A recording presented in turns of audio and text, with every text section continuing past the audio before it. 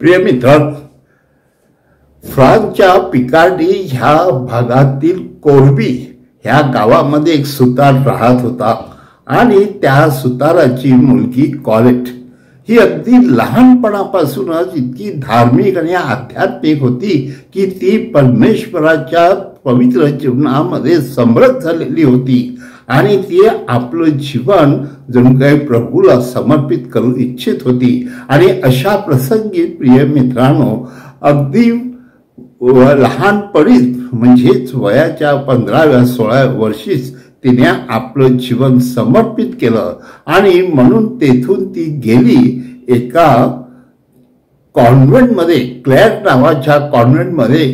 जणू काही परमेश्वराने तिला आमंत्रण दिलं की तू तिथे जा आणि सुधारणा कर। आणि प्रिय मित्रांनो, ती त्या कॉन्व्हेंटमध्ये समृद्ध झाली, तिथे सिस्टर झाली आणि त्या ठिकाणी इतकं महान कार्य करू लागली की सर्वांना, अनेकांना आश्चर्याचे धक्के बसले।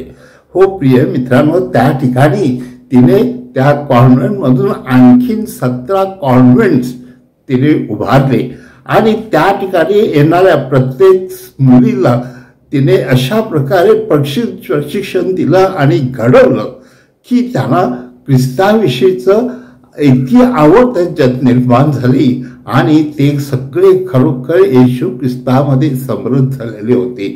आणि प्रिय मित्रांनो, अशा ह्या प्रसंगी तिने विशेषतः 1406 मध्ये त्या ठिकाणी जी क्रांती केली, त्यामुळे दुसऱ्या परिसरामध्ये ज्या दुसरे कॉन्व्हेंट्स होते तेथून देखील तिला आमंत्रण येऊ लागली आणि तिने त्या आमंत्रणाला होकार देऊन त्या ठिकाणी येणाऱ्या प्रत्येक सिस्टरांना तिने घडवण्याचा प्रयत्न केला। हो माझ्या प्रिय बंधूंनो, त्यानंतर आपण पाहतो की तिच्या जीवनामध्ये जे महान चमत्कार झाले, विशेष करून तिने मरणाच्या दारात पोहोचलेल्या एका, ज्याला आपण गरोदर स्त्री म्हणतो, त्या गरोदर स्त्रीला वाचवलं आणि तिला देखील बाळ देण्याचं भाग्य तिने केलं।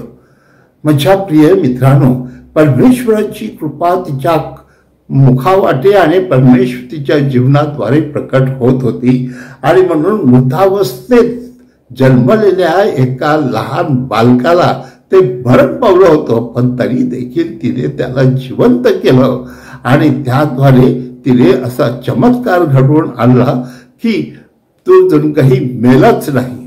हो माझ्या प्रिय मित्रांनो, ह्यावरून परमेश्वराने जणू काही तिच्या डोक्यावरती जी पवित्र जाळी ठेवली होती, त्या जाळीसाठी तिने त्या बापाकडे, त्या मुलाच्या बापाकडे ती जाळी पाठवली, सांगितलं ह्याच्यात घेऊन ये, आणि त्या जाळीतून जणू काही तिने त्या बाळाला नवजन्म दिला।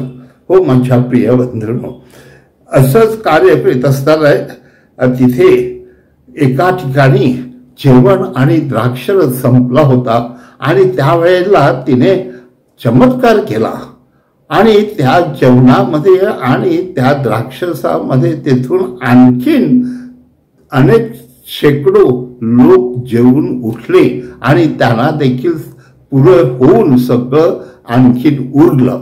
म्हणजे प्रभू येशू ख्रिस्ताने जो चमत्कार केला होता त्याची जणू काही एक प्रतिकृती तिच्या जीवनातून घडत होती। हो माझ्या प्रिय मित्रांनो, एक दिवस एका सिस्टरने शेवटचं साक्रमेंट घेण्या अगोदरच ती मरण पावली होती आणि म्हणून तिला देखील खूप वाईट वाटलं होतं।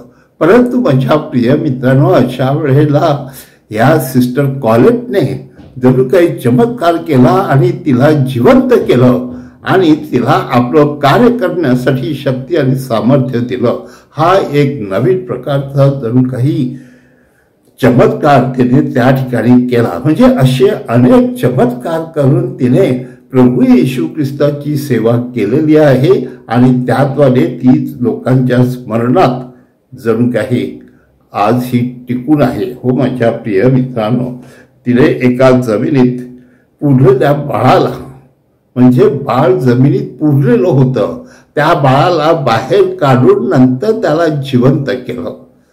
अशी संत कॉलेट जी खरोखर अविस्मरणीय आहे, त्या कॉलेटने ख्रिस्त सभेमध्ये जे कार्य केलं ते पाहून सगळे लोक जणू काही चकित होत होते आणि अशा प्रकारे प्रभू परमेश्वराने तिला 1807 साली तिला संत म्हणून जाहीर केलं.